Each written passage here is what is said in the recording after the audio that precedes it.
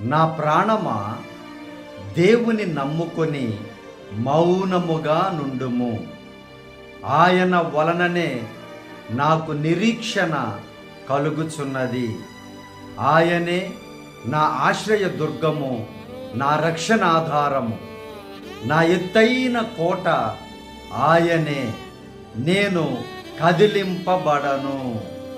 ప్రేమైనటువంటి దేవుని బిడ్డలారా, ప్రాణము అదిరిపోయేటువంటి, చెదరిపోయేటువంటి, భయపడేటువంటి రోజులలో మనము జీవిస్తూ ఉన్నాం.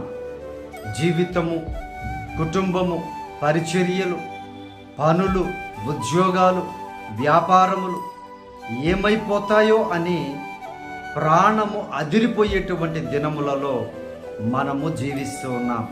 అయితే ప్రభు యొక్క వాగ్దానము సెలవిస్తుంది, నీ ప్రాణము